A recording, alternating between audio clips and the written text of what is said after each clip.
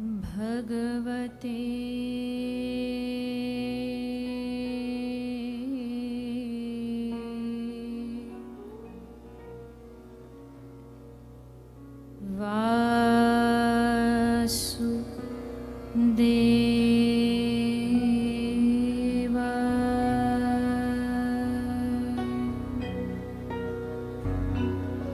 तो ये जो गले में माला है ना, ये हमारी बेल्ट है, ये हमारी चेन है। ये इस बात की सूचक है कि हम लावारिस नहीं हैं, हमारा एक मालिक है। और मालिक भी कौन है? कबीर दास कहते हैं, कोई ये ना सोचे कि अपने आप को ये शब्द का उपयोग कर। कबीर कह रहे हैं, कबीरा कुत्ता मैं राम का और मोती मेरा नाम, गले बिछ डोरी प्रेम की वो जित खींचे उत जाऊं। जैसे कुत्ते की चेन होती है ना मालिक के हाथ में, वो जहां लेके जाता है वो वहां जाता है। मैं भी तेरा हूं, तू जहां ले जाना चाहे, तू मेरे जीवन को जिस ओर मोड़ना चाहे, तू मुझे सुख में रखना चाहे, तू दुख में रखना चाहे, भक्ति देना चाहे न देना चाहे, जो भी हो मैं तेरा हूं, बस इतना जानता हूं। इससे आगे पीछे ना मुझे कोई ज्ञान आता है, ना मुझ में वैराग्य है। मैं सिर्फ इतना जानता हूं कि मैं तेरा हूं और तू मेरा है। इतनी सी बात जीवन में आते बस सब बदल जाएगा, सब कुछ उनके हाथ में चला जाएगा। फिर वो जहां लेके जाए जैसे संभाले। मैंने तेरे हाथ में दे दी जीवन डोर,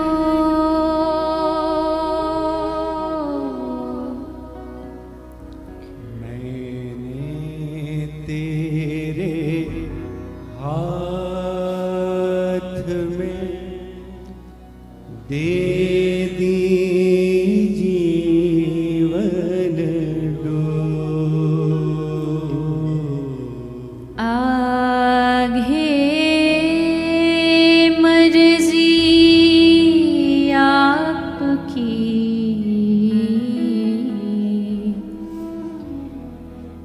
ले जाओ जिस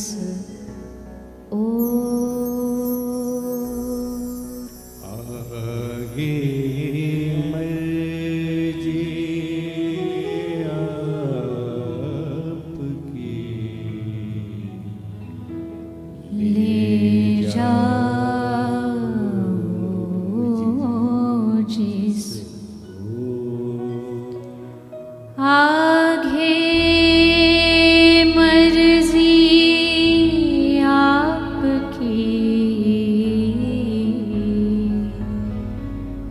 ले जाओ जिस ओर। मेरी जीवन की रस्सी तुम्हारे हाथ में है, इसलिए जीवन में एक मालिक का होना बहुत आवश्यक है, एक स्वामी का होना बहुत आवश्यक है। एक बड़ा प्यारा दृष्टांत है, बड़ा अद्भुत है।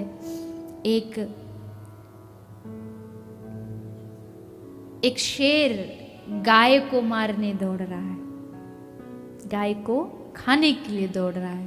गाय जान बचा के भाग रही है, कैसे बचूं, कहाँ जाऊं कहाँ जाऊं। बेचारी जितनी उसमें बल, जितनी शक्ति है वो शक्ति लगा के दौड़। शेर तो है ही बलवान, वो अपनी पूरी ताकत से दौड़ रहा। गाय को लगा अब तो बस मैं गई, लेकिन अचानक भगवत कृपा से सामने एक दलदल भरा तालाब था। उसमें पानी नहीं था पर कीचड़ थी बहुत सारी। गाय भागी, उसमें भीतर घुस गई। आगे आगे गाय घुसी तो पीछे पीछे शेर भी घुस गया। उसका पीछा करते करते शेर भी घुसा। बीच तालाब में गाय पहुंची और जाकर के वहां अटक गई, दलदल में फंस गई। अब गाय फंसी तो शेर भी फंसा। वो भी जाके दलदल में फंस गया। अब शेर पूरा प्रयास करता है निकलने का, पर निकल नहीं पा रहा है। खूब पांव चला रहा है, निकल जाऊं इस दलदल से, पर नहीं निकल पा रहा है। गैया आराम से खड़ी है, मस्त, कोई चिंता नहीं, कोई निकलने का प्रयास नहीं, चुपचाप खड़ी है। तो शेर पूछता है उस गाय से, अरे बहन तू मुझे ये बता, मैं शेर हूं, फिर भी मुझे डर लग रहा है कि लगता है इस दलदल में फंस के मैं यहीं भूखा मर जाऊंगा और निकल नहीं पाऊंगा। और तू देख, तेरे चेहरे पर एक बड़ी अच्छी स्माइल है, और तू कोई चिंता नहीं किसी प्रकार की, तुझे कोई टेंशन नहीं, ऐसा क्यों? तब गाय ने बड़ा सुंदर जवाब दिया। गाय कहती है, तू डरा है क्योंकि तुझे पता है तुझे कोई बचाने आने वाला नहीं, पर मैं किसी मालिक के घर की गाय हूँ, और जब मैं आज रात को घर नहीं पहुंचूंगी तो वो मुझे ढूंढने निकलेगा, और वो ढूंढता ढूंढता यहाँ आएगा और मुझे निकाल के लेकर के जाएगा। जीवन में जब मालिक होता है उसका यही लाभ होता है, वो डूबने नहीं देगा। शेर लावारिस है, इसलिए उसे पता है मैं मरूंगा यहाँ पड़ा पड़ा, पर गाय को पता मेरा मालिक है और वो मुझे बचाएगा, वो मुझे यहाँ से निकाल करके लेके जाएगा।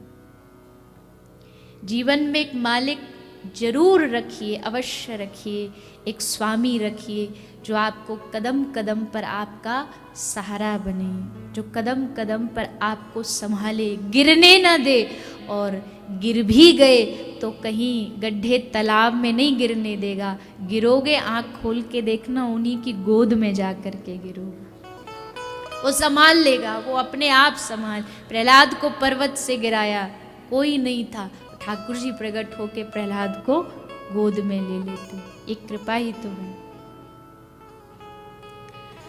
तो जीते जी अपना दान कर देना, ये वास्तविक तर्पण है। तो आत्मदेव ब्राह्मण बालक नहीं था तो बड़े दुखी थे। एक दिन सरोवर के किनारे बैठे थे, नदी के किनारे, सोच लिया कि अब शरीर तो बेकार है, त्याग दूं, आत्महत्या कर लूंगा। तभी एक संत का वहां आगमन हो गया, संत कृपा हो गई। संत ने कहा, ब्राह्मण देवता कैसे बैठे हो? बोले महाराज बड़ा परेशान हूं, बेटा नहीं है।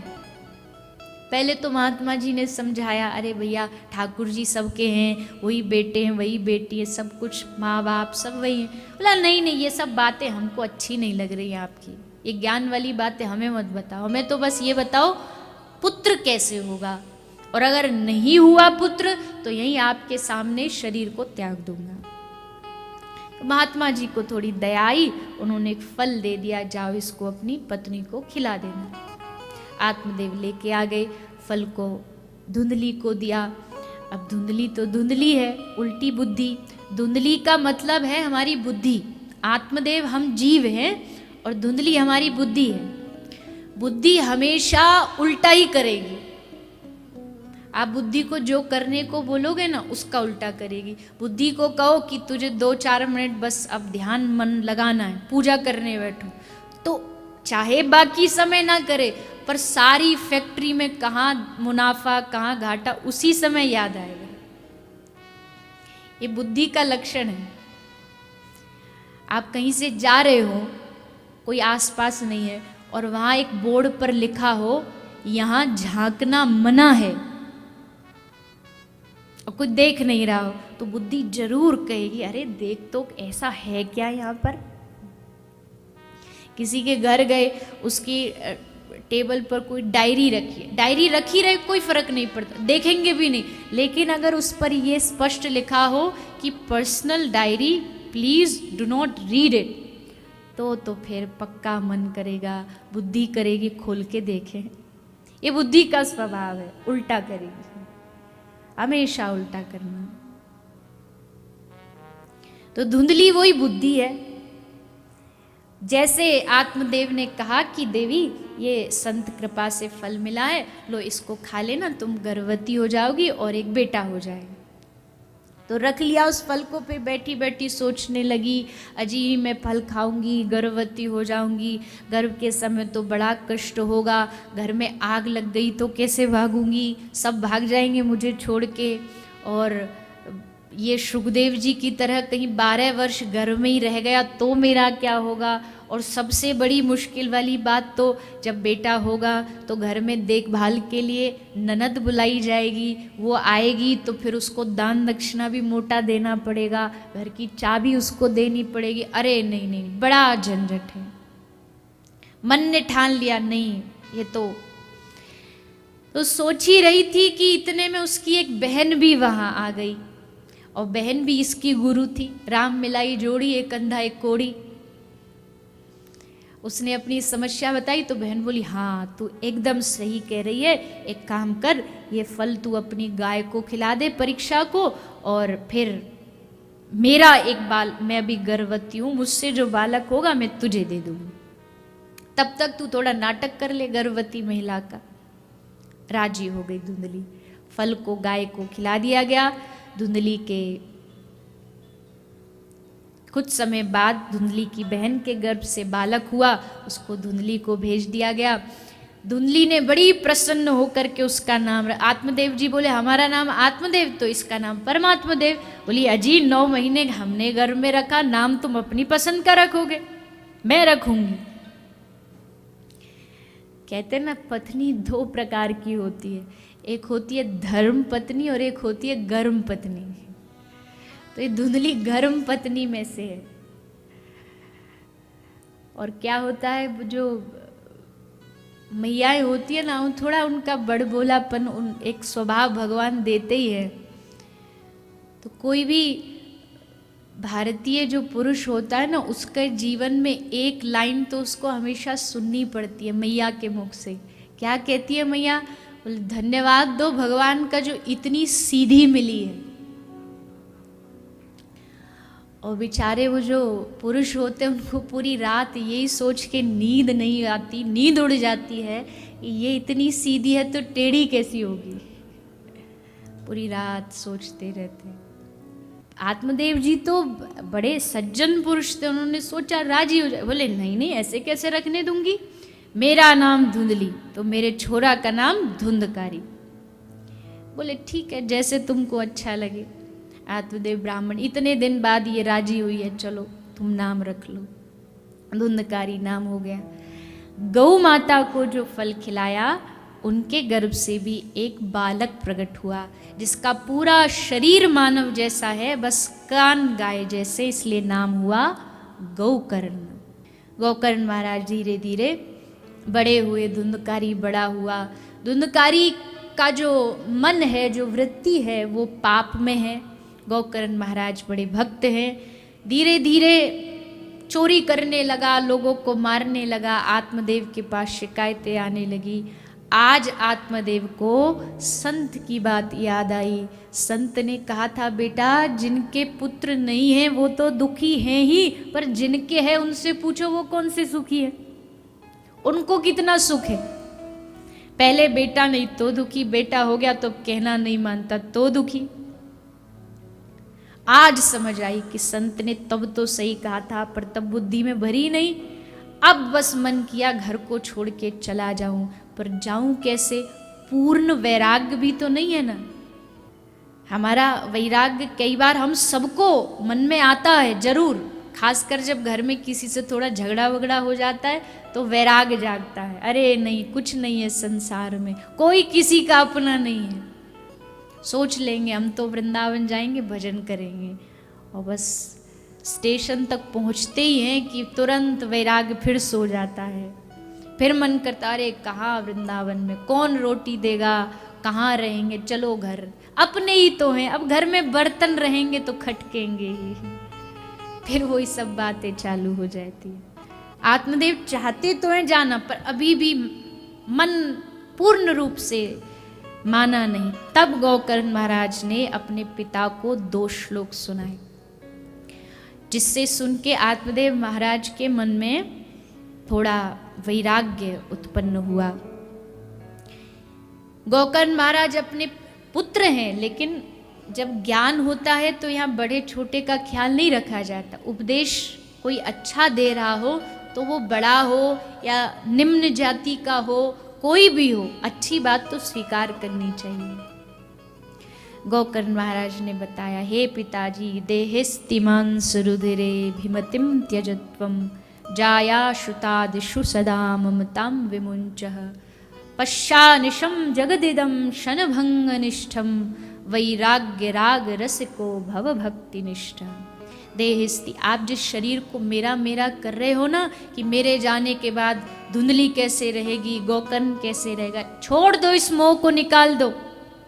इस शरीर को मेरा कहते हो, आप जानते हैं देहिस्ति मांस रुधिर, मांस रुधिर आदि से ये शरीर बना है, इससे मोह हटा दीजिए।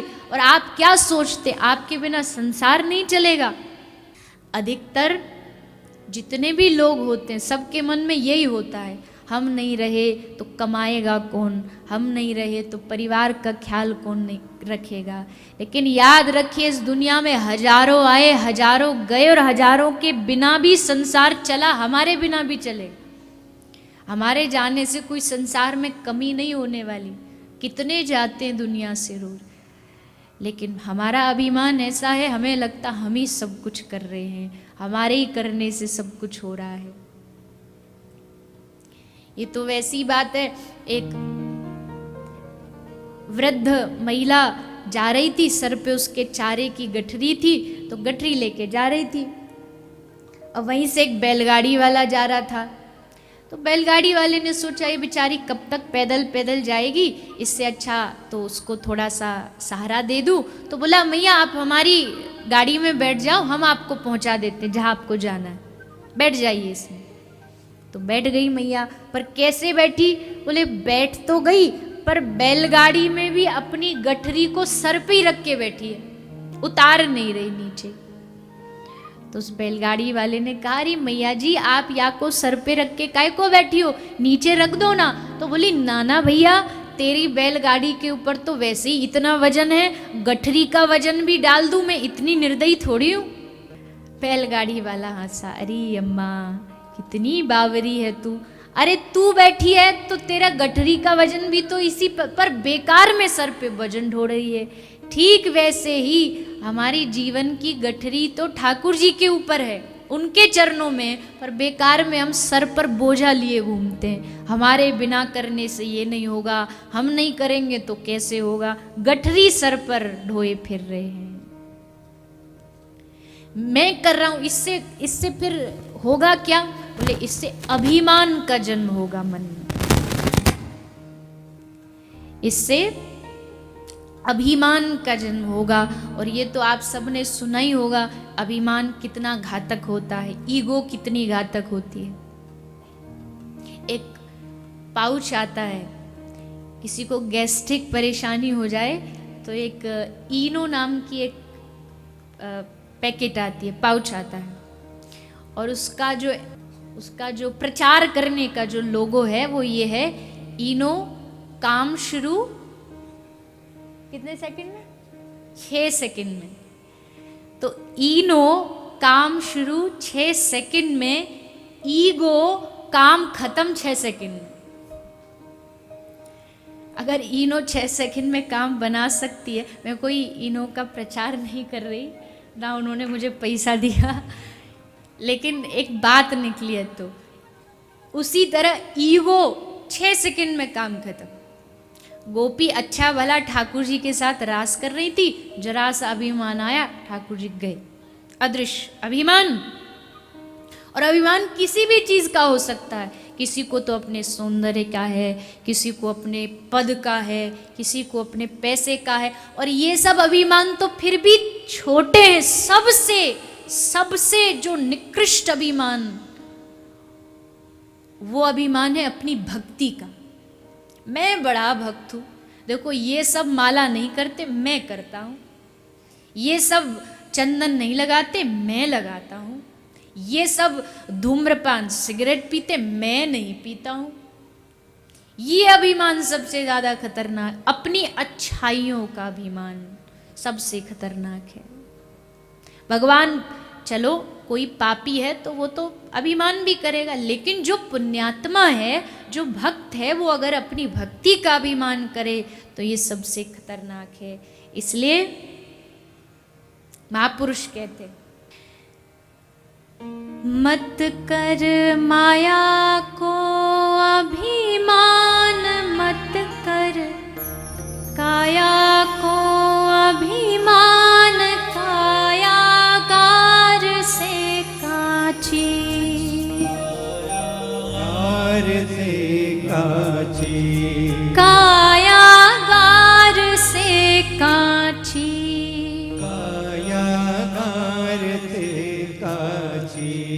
मत कर माया को अहंकार, मत कर काया को अभिमान, कायागार से काची, कायागार से काची, कायागार से काची।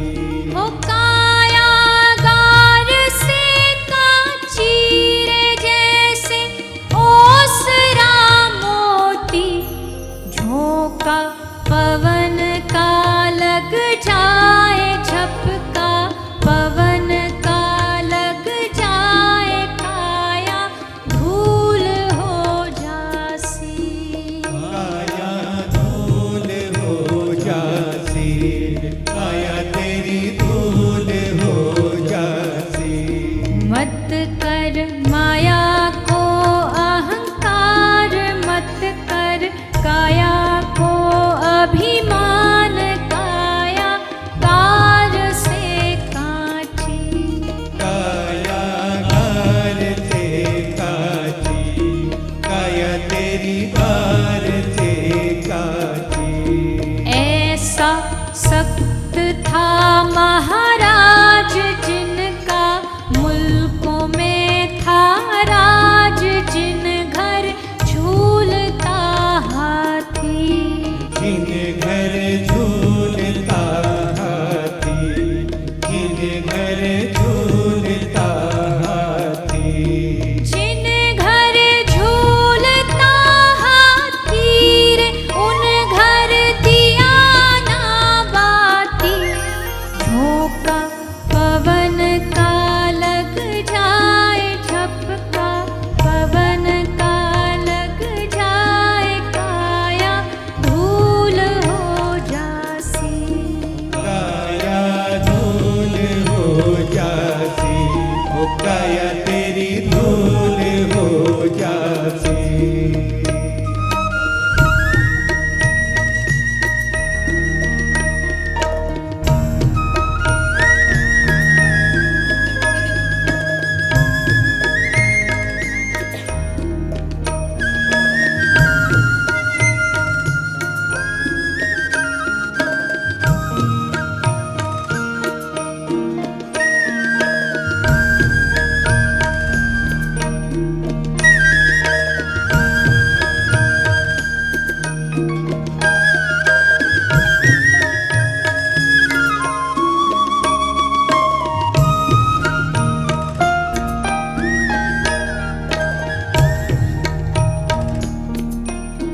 झूठा माई थारा बाप, झूठा सकल परिवार, झूठी टूटता छाती, झूठी टूटता छाती, झूठी टूटता छाती।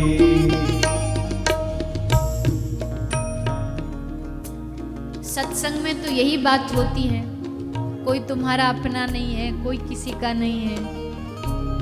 तो एक बार ऐसे ही सत्संग में कोई महात्मा जी बोल रहे थे, एक आदमी वहां बैठा था, उसने कहा कैसी बात कर रहे हो आप, कौन कहता अपना नहीं है, देख पूछो मेरे बच्चों से जाके कितना प्यार करते हैं मुझसे, मेरी पत्नी है, पड़ोसी है, रिश्तेदार हैं सब। बाबा जी बोले चल बेटा आज परीक्षा ले ली जाए, मेरे संग चल, तुझे एक कला सिखाता हूँ, थोड़ा सा प्राणायाम और कुछ कला सिखाई श्वास रोकने की, और कहा मैं तेरे संग चलूंगा, तू थोड़ी देर श्वास रोक के लेट जाना और फिर आगे का खेल देख। बोला चलिए। आ गया घर आया, अब बाबा जी भी संग आए। अब जैसे आया तो उसने नाटक किया, नाटक तुरंत एकदम पड़ गया, मानो गया, हार्ट फेल। अब सब परिवार ने आया, हाथ वाथ लगा के देखा तो श्वास तो थी नहीं। अजी चले गए, हल्ला मच गया, पत्नी रोने लगी, सब रोने लगे, बाल बच्चे पड़ोसी आ गए, रिश्तेदारों को फोन कर दिया गया, सब इकट्ठे हो गए। अब पत्नी वो चूड़ी लेके उसकी छाती पे जोर जोर से मार रही है। वो जैसे तैसे सांस को रोक के बैठा कि निकल ना आए बाहर, थोड़ा धीमे ही मार ले। पर वो तो अजी मैं तो मर जाऊंगी और मेरे प्राणनाथ चले गए, अब क्या होगा। बालक कहते हैं हमारे सर से पिता का साय, अब क्या होगा।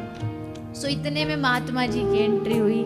महात्मा जी बोले भिक्षाम देहि, भिक्षाम देहि। घर वाले बोले महात्मा जी बड़ा भारी संकट घर पे आया है, आज हमारे घर के जो मालिक हैं वो चले गए। महात्मा जी बोले कोई बात नहीं, लो हमारे पास एक जादू है, हमारे पास एक कटोरा है, उसमें हम थोड़ा दूध डालेंगे और जो उस दूध को पिएगा उसके पीते ही आपके जो पिताजी खड़े हो जाएंगे। अब तो सब घर वाले हाँ जी ये तो बड़ी कृपा महात्मा जी आपकी, बताओ कहाँ है दूध, लाओ हम पीते हैं। पड़ोसी बोले लाओ हम पी लेते हैं, इसमें क्या, दूध ही तो पीना है। महात्मा जी बोले पहले पूरी बात सुनो, बीच में मत काटो। दूध पिएंगे तो ये तो उठ जाएंगे, पर जो पिएंगे वो भी फिर उठ जाएंगे, फिर उठ ही जाएंगे वो। अब बताओ कौन पिएगा। सबसे पहले तो पड़ोसी खिसके बोले महाराज हमको थोड़ा काम है, थोड़ा जल्दी देख के आ जाते हैं। पड़ोसी के रिश्तेदार अरे महाराज ये बड़े अच्छे थे, बोले अच्छे थे तो पी लो। अरे महाराज अभी तो बड़ी लंबी जिंदगी है, बच्चों से कहा भी तो कह रहे थे लो तुम पी लो।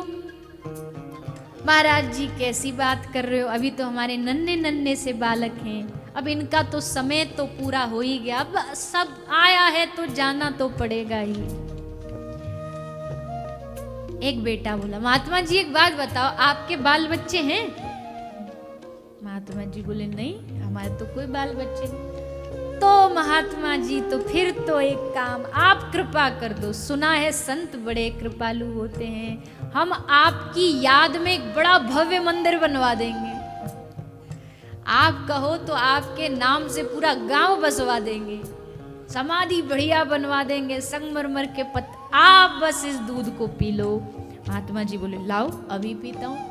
महात्मा जी ने लिया कटोरा, पिया दूध और पी करके लंबी डकार ली और बोले बेटा उठ जा, देख लिया संसार।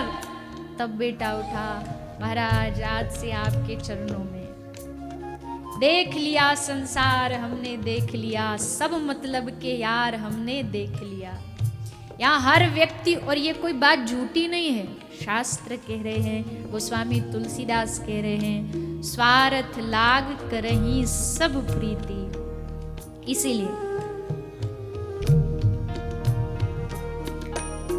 झूठा माई थारा बाप झूठा, सकल परिवार झूठी कूटता छाती, झूठी कूटता छाती, झूठी कूटता छाती, झूठी कूटता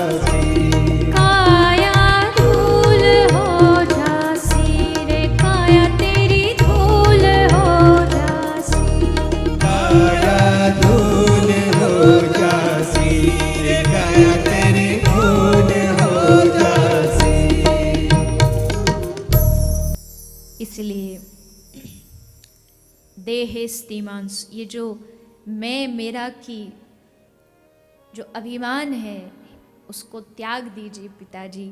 मैं मेरा हम क्या, आप अपने घर के किसी कोने में छुपे हुए कॉकरोच से भी पूछोगे ना कि ये घर किसका है, तो वो भी कहेगा मेरा है। उसको भी लगता है घर का मालिक मैं हूं।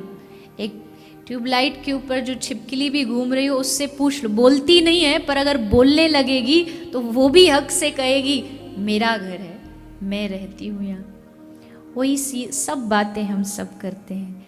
इसलिए करना क्या है, किसका है घर, किसका है परिवार, किसका है, मैं किसका हूँ। ले हम सब तो केवल रखवाली कर रहे हैं, असलियत में इस सब का जो मालिक है, स्वामी है, वो हमारे ठाकुर जी हैं। तो अभिमान नहीं आएगा। जैसे एक बैंक का जो मैनेजर होता है, उसके हाथ में, उसके अंडर करोड़ों रुपया है, वो तो मैनेजर है ना, उसके पास, उसके अंडर बैंक का सारा रुपया, पर उसको अभिमान नहीं, क्योंकि उसे पता है मेरा नहीं है, मेरी तो बस एक मंथली सैलरी है, वो मिलती है, बस वो मेरी है, बाकी ये पैसा मेरा नहीं है। ठीक उसी तरह हमारा जो कुछ भी है ये सब ठाकुर जी का, हम सिर्फ उनके मैनेजर हैं, काम कर रहे हैं, सेठ जी वो है हमारे। जो वो आज्ञा देते हैं हम वो करते हैं, जो इशारा करते हैं वो करते हैं, ऐसा भाव रखना चाहिए। गोकर्ण महाराज ने समझाया तो पिताजी को थोड़ी समझ आई और घर छोड़ के चले गए। पीछे से धुंधकारी ने वैश्याओं का संग किया, वैश्याओं ने मिलकर उसे मार दिया। मरने के बाद राक्षस बना और उस राक्षस के उद्धार के लिए गोकर्ण महाराज ने अपने गांव में श्रीमद् भागवत का आयोजन कराया। श्रीमद् भागवत हुई। धुंधकारी जैसे दैत्य ने 7 दिन तक बैठ करके, बांस में बैठ करके इस कथा को श्रवण किया। 7वें दिन बांस नष्ट हुआ और धुंधकारी दिव्य पुरुष के रूप में प्रकट हो गया। आकाश से विमान आया, धुंधकारी को विमान में बिठा करके ले जाया गया। गोकर्ण महाराज ने पूछा, प्रभु कथा तो सबने सुनी, फिर विमान एक के लिए आया, ऐसा क्यों? गोकर्ण महाराज ने कहा, प्रभु सुनी तो सबने, पर देखो सुनना अलग बात है, खाना अलग बात है, पर उसको पचाना अलग बात है। खा तो कितना भी लो पर पचे कितना, वो बड़ी बात है। तो श्रवण तो किया, लेकिन उस पर मनन कितना किया, उस पर चिंतन कितना किया, उसके बारे में बैठ के विचार किया या नहीं, ये बड़ी बात है। तो सुनते तो सभी हैं। और हमारे ब्रज में तो महापुरुष मजाक में कहते हैं, विनोद में, कि श्रोता 3 प्रकार के होते हैं। एक तो श्रोता होता है जिसका लक्ष्य एकमात्र भगवान और उनकी कथा। एक सरोता होता है, उसका लक्ष्य क्या है, बोले वो कथा में कमियां ढूंढने आते हैं, कहाँ कौन सी कमी यजमान जी ने कर दी, कहाँ व्यास जी कमी कर रहे हैं बोलने में, भजन अच्छे सुना रहे हैं या नहीं, कुछ अच्छा बोल रहे हैं या नहीं, वो सरोता होते हैं। और इनको खुश करना तो नामुमकिन है। आप 56 भोग बनवा लो, भोजन में जाते जाते बोल जाएंगे रायते में नमक कम था। ये सरोता होते हैं, ये कथा से लेना देना इनका ज़्यादा नहीं है, ये बस थोड़ा बहुत कमी बताने और ढूंढने आते हैं। और तीसरे होते, पहले श्रोता, दूसरे सरोता और तीसरे सोता। तो इनको तो किसी से मतलब ही नहीं, ना व्यास जी से ना भोजन से, तो बस सोफा मिल जाए, बढ़िया कमर लग जाए और बस 3 घंटे बाद ही आंखें खुलती हैं। पर आपको और हमको ना तो सरोता बनना ना सोता बनना, हमें सच्चा श्रोता बनना है। श्रोता बन के इस कथा को श्रवण करना है। तो दोबारा गोकर्ण महाराज ने कथा कराई। अब की बार पूरे गांव ने बड़ी श्रद्धा से सुनी और फिर समस्त गांव के लोगों के लिए विमान आया, साक्षात ठाकुर जी पधारे और उनको लेके भगवत धाम गए।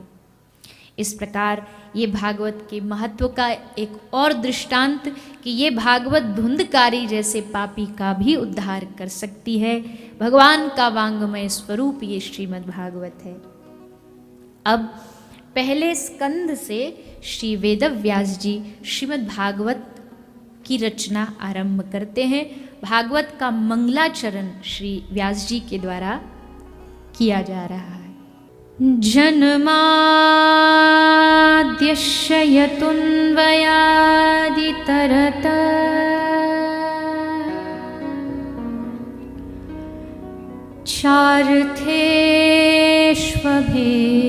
चार्थेष्वभिज्ञस्वरा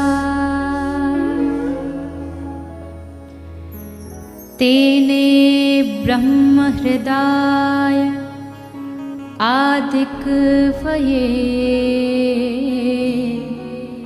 मुह्यन्ति यत् सूरयः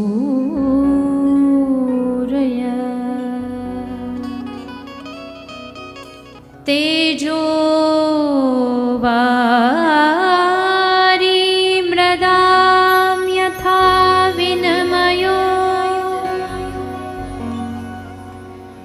यत्र त्रिसर्गो मृषा धाम्ना स्वेन सदा निरस्तकुहकम् सत्यं परं धीमहि।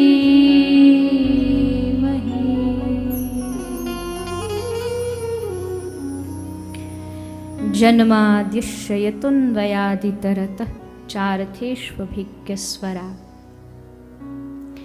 भगवान के स्वरूप, उनके स्वभाव, जिनके रोम रोम से अनेक ब्रह्मांडों का प्रागट्य होता है। आदि कवये श्री ब्रह्मा जी आदि कवि, वो भी जिनके चरणाश्रित हैं, वो भगवान जो सत्यम सत्य स्वरूप हैं, उन्हीं भगवान की वंदना श्रीमद् भागवत के मंगलाचरण में की गई है। अगले श्लोक में धर्म का वर्णन किया है श्री व्यास जी ने। धर्मः प्रोज्झित कैतवोत्र परमो निर्मत्सराणां सताम। धर्म का अधिकारी कौन है, कथा का अधिकारी कौन है? कहा निर्मत्सराणां सताम, जिसके अंदर किसी प्रकार की निर्मत्सरता ना हो। निर्मत्सरता माने किसी प्रकार की ईर्ष्या ना हो, वो इस कथा का सच्चा अधिकारी है।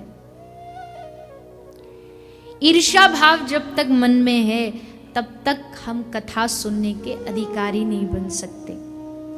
इसको हटाना पड़ेगा। ये हट गया तो फिर बोले भगवान सद्यो हृदय वरुध्यते, भगवान हमारे हृदय में आके अवरुद्ध हो जाएंगे, हमारे हृदय में आके बंधक बन जाएंगे। भगवान का हृदय में आना दो प्रकार का, एक तो है कि आ गए, जब मन किया चले गए। जैसे अभी पंडाल है, ये हॉल है, आपका जब मन करे आए, जब मन करे जाओ, कोई रोक टोक नहीं, कभी भी आओ कभी भी जाओ।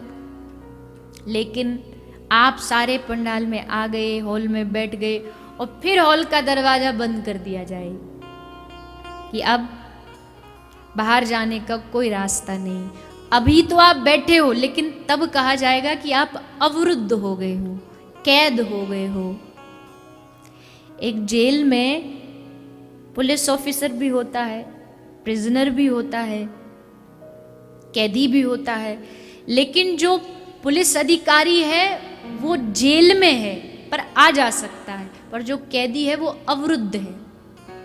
तो भागवत का व्यास जी का ये शब्द जो है वो बड़ा अद्भुत है। कह रहे हैं भगवान आके हृदय में बैठेंगे नहीं, अवरुद्ध हो जाएंगे, कैद हो जाएंगे। अब वो चाहे भी निकलना तो निकल नहीं पाएंगे, क्योंकि आप भागवत में बैठे हो, ठाकुर जी आपके हृदय में अवरुद्ध हो गए हैं, बंधक बन गए हैं। धर्म की सुंदर व्याख्या श्री व्यास जी ने किया। इसके उपरांत निगम कल्प तरोर गलितम फलम, गलित माने पका हुआ फल। भागवत क्या है? भागवत बड़ा सुंदर पका हुआ फल है। इस फल का क्या करना है? पिबत भागवतम रसमालयम मुहुरहो रसिका भुवि भावुका। इस फल को आपको और हमको पीना है। तो फल को पिएंगे कैसे? बोले कहा कि श्रीमद् भागवत ऐसा फल है जो रस से भरा हुआ है, संपूर्ण रस ही रस है। फल को आप पी नहीं सकते, लेकिन अगर उसका जूस बना दिया जाए तब पिया जा सकता है। तो 17 पुराण, 4 वेद, उपनिषद, शास्त्र, सबका जो जूस है, जो निचोड़ है, वो व्यास जी ने श्रीमद् भागवत में ला के रख दिया। अब इसको पियो।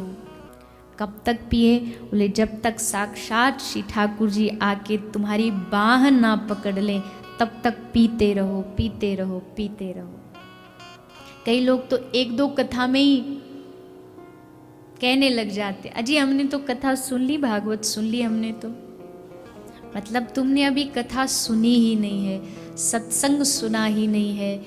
ये जितना रस पिया जाए उतनी इसको पाने की चाह बढ़ने लगती है, चाह बढ़ती है और अधिक और अधिक। यही कथा का सबसे बड़ा लाभ है। इसलिए पिबत भागवतम रसमाल्यम, इस रस को पीने के लिए व्यास जी ने यहाँ आज्ञा दी है। इसके उपरांत भगवान नर नारायण को नमस्कार किया गया है। धर्म, अर्थ, काम, मोक्ष के बारे में बताया है। जीवन में धर्म आवश्यक है, अर्थ कहीं हद तक आवश्यक है। बिना अर्थ के जो सांसारिक चीज़ें हैं वो पूरी नहीं होती, लेकिन धर्म का एक अलग स्थान होना चाहिए जीवन का, और अर्थ का एक अलग स्थान होना चाहिए। दोनों को मिलाएंगे या अदला बदली कर देंगे तो गड़बड़ हो जाएगी। जैसे किसी को थोड़ा खुजली की बीमारी है, वो डॉक्टर के पास गया, डॉक्टर ने उसको 2 बोतल दी, एक रंग की बोतल, एक साइज की बोतल, एक रंग की दवाई। बेचारा अनपढ़ था, उसको कहा कि इसको केवल बाहर लगाना है और ये जो दूसरी बोतल है इसको पीना है पानी के साथ। वो घर आया, घर आके पढ़ा लिखा तो था नहीं, सो वो बोतल एक्सचेंज हो गई। जो पीने वाली उसको बाहर लगा रहा हो, बाहर लगाने वाली को पी रहा है, तो क्या होगा? ऐसा करने से बीमारी ठीक होगी? है नहीं। बीमारी ठीक तो छोड़ो, रिएक्शन भी हो सकता है बाहरी दवाई को पिएंगे तो। ठीक वैसे ही अर्थ केवल बाहर की दवाई है। धन जो है वो बाहर के लिए बस है, धर्म भीतर के लिए है। पर हमने दोनों को एक्सचेंज कर दिया। अर्थ, पैसे को तो भीतर दिल में बिठा लिया, और धर्म को केवल दिखावे की वस्तु बना दिया कि हम धार्मिक हैं, अदला बदली हो। लेकिन धर्म का अर्थ होता है धारयति इति धर्मः, जो हमें धारण करके रखता है उसको धर्म कहते हैं। जो हमें मार्ग से भटकने न दे, जरा भटके कि कोई सद्गुरु हाथ पकड़ ले, नहीं इधर मत जा, तू गिर जाएगा। सद्गुरु बाह पकड़ के कहे नहीं नहीं बेटा, यहाँ तुझे अभी, यही तो सद्गुरु का काम है। और क्या काम है गुरु का? क्या गुरु का काम बस इतना ही है कि आप जाओ और गुरु से कहो गुरु जी ये इच्छा पूरी कर दो? क्या इसीलिए गुरु होते हैं? नहीं नहीं, गुरु का मतलब तुम्हें भटकने न दे, अंधकार से तुम्हें प्रकाश की ओर लेकर के जाए। अज्ञान तिमिरांधस्य ज्ञानांजन शलाकया, हमारी समस्त अज्ञानता को जो मिटा दे उसका नाम गुरु है। संसार दावा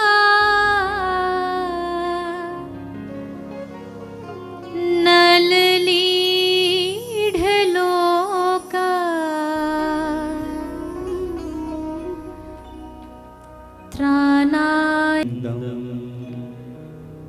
वंदे गुरु श्री चरणारविंदम,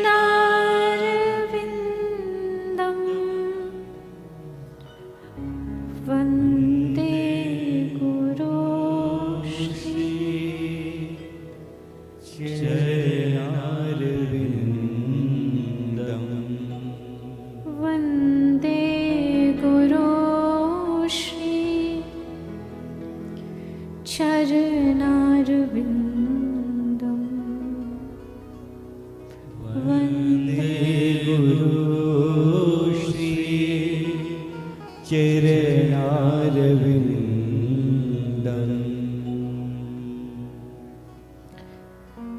संसार में भयानक आग लगी थी, दावानल अग्नि।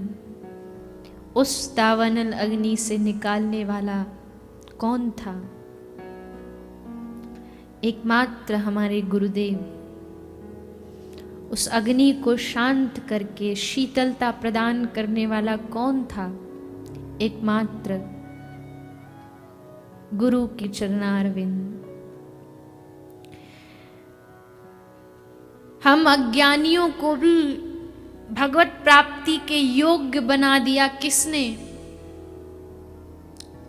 उस सद्गुरु ने, उस गुरु कृपा ने। गुरु कृपा क्या नहीं कर सकती। हम बोल पा रहे हैं, थोड़ा बहुत किंचित मात्र भी अगर भगवान की स्मृति हमारे मन में है, किसकी कृपा से? गुरु कृपा से। क्या होता है गुरु? ये शब्दों में नहीं बताया जा सकता। ये जिसको गुरु चरणों में श्रद्धा है बस वही समझ सकता है। गुरु कोई खेल नहीं होता, गुरु कोई मजाक नहीं होता। गुरु शब्द ही है, गुरु, जो अंधकार से प्रकाश की ओर ले जाता हो वो गुरु। अज्ञानता में हम जानते भी नहीं थे कि ये जन्म क्यों हुआ है।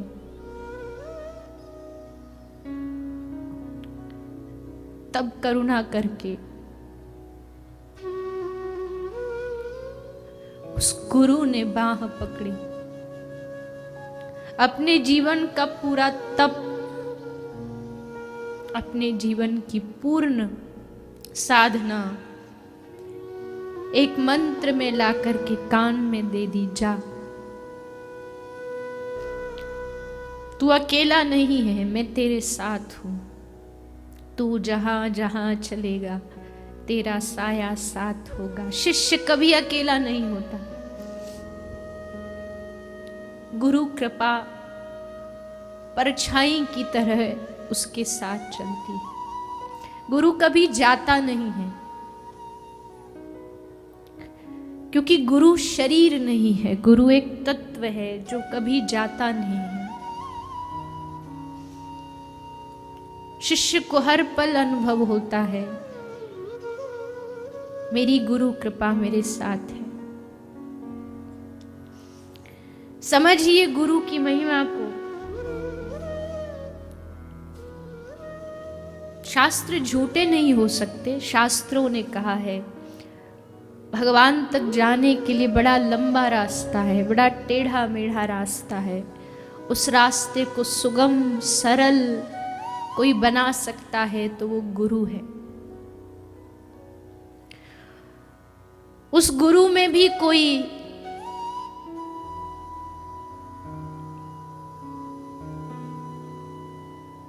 ऐसा महापुरुष प्राप्त हो जाए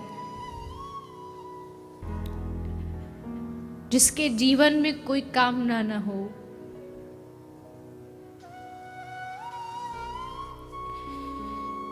जिसको आपसे कोई चाह न हो, मानो साक्षात भगवान ही गुरु रूप में आपको अपनाने आ गए हों।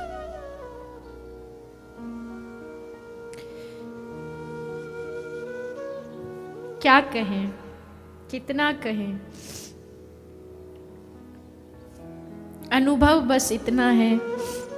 ये टूटी फूटी वाणी जो आज थोड़ी बहुत आप सुन पा रहे हैं, इसका एकमात्र कारण है गुरु कृपा।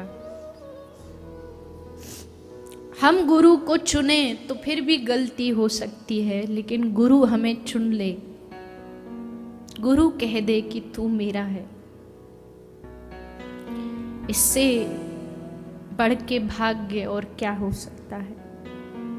भगवान से कहिए ना मिलो मत मिलो, लेकिन अपने रूप में कोई सद्गुरु मिल जाए, कोई ऐसा महापुरुष मिल जाए जिसके पांव पकड़े और बस पहुंच जाए आग तक।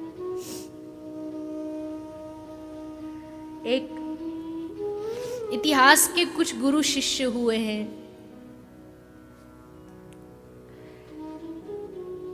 रामकृष्ण परमहंस, स्वामी विवेकानंद, अमीर खुसरो, निजाम औलिया। एक दिन अमीर ने निजाम को एक नियम दे रखा था कि रोज तुझे गुरुद्वार पर जाकर के धूप जलानी है। निजाम जाके रोज धूप जलाते थे। एक दिन भूल गए, गुरु के चरण दबा रहे थे, तब याद आया आज मैंने धूप नहीं लगाई। एकदम ध्यान भटका। गुरु समझ गए कि इसका मन कहीं और है। बेटा क्या हुआ, कहाँ ध्यान है? गुरुदेव मैं धूप लगाना भूल गया। अरे नहीं, तूने लगाई है। नहीं नहीं गुरुदेव मैंने नहीं लगाई। अरे जा तू देख, देख तो सही। गए निजाम, जाकर के देखा तो दरबार में उसके धूप की सुगंध आ रही थी, खुशबू आ रही थी। निजाम आकर के रोते रोते गुरु चरणों में गिरे। हे गुरुदेव मैंने तो धूप आज नहीं लगाई थी, बताइए ये रहस्य क्या है? तो गुरु ने मुस्कुरा के कहा, निजाम पूछता है वो खुशबू कैसी थी? तो गुरु कहते बेटा वो खुशबू धूप की नहीं थी, वो तेरे गुरु चरणों में विश्वास की खुशबू थी, गुरु चरणों की महक की खुशबू थी, तेरे विश्वास की सुगंध थी।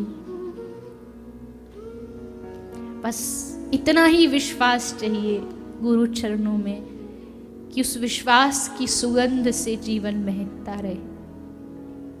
क्या नहीं कर सकता गुरु,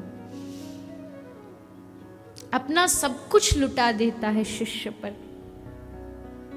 कोई चाह नहीं, सच्चा गुरु शिष्य से कुछ चाहता नहीं, एक ही चीज चाहता है, मैंने जो मंत्र दिया है, मैंने जो ईश्वर की प्राप्ति का मार्ग दिया, बस उस पर चलता रहे, उससे न भटके। और भटकेगा भी तो मैं हर कदम पर संभालने के लिए तैयार हूं। गिरधर से कितना प्रेम करती, पर गिरधर का कभी दर्शन नहीं हुआ। मीरा रोज अपनी सहचरी दासी को बताती कि हृदय में अत्यंत पीड़ा होती है, मैं कब से पुकार रही हूं, वो आ नहीं रहे, पर आज समझ आ गया मुझे क्यों नहीं आ रहे। जानती है क्यों जीजी, कैसे नहीं आ रहे? मेरे गुरु नहीं है ना, इसलिए नहीं आ रहे। सुना है गुरु कृपा से ही भगवान मिलते हैं, अब तो बस गुरु चाहिए। मन में चाह जगी गुरु की, तभी एक दासी भागी भागी आई, मीरा जी जल्दी चलो जल्दी चलो, द्वार पर एक साधु बाबा आए हैं, कह रहे हैं मीरा से मिलना है। बस मीरा, लोग पूछते हैं ना गुरु कैसे पहचाने, कैसे बनाए, दृष्टांत देखिए, मीरा को पता भी नहीं कौन आया है, पर वही मीरा समझ गई गुरुदेव आए हैं, मेरे द्वार पर मेरे गुरु आए हैं, क्योंकि अभी चाह जगी थी ना गुरु प्राप्ति की। सो भागी, गिरती गिरती भागी मीरा, और ठोकर जाके लगी, सीधा जाके धड़ाम से गिरी किसके चरणों में? गुरु चरणों में। सर उठा के देखा तो सामने रैदास खड़े हैं। देख के समझ गई यही मेरे गुरुदेव हैं, यही मेरे सर्वस्व हैं, यही मेरे सब कुछ है।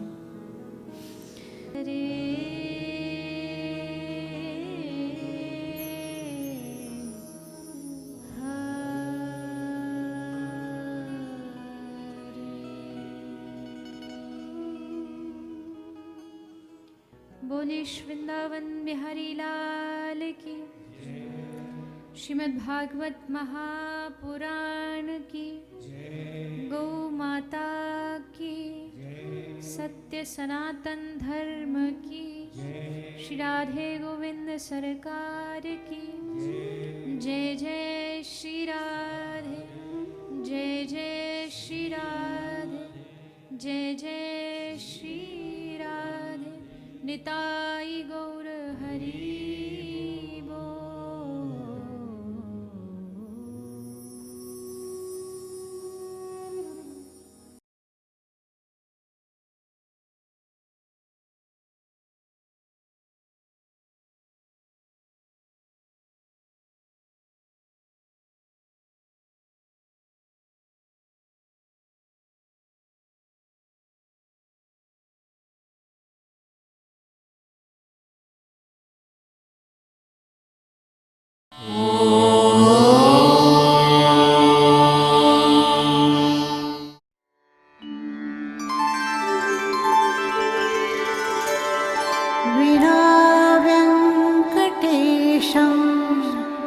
ननाथो ननाथः सदा वेङ्कटेशं स्मरामि स्मरामि।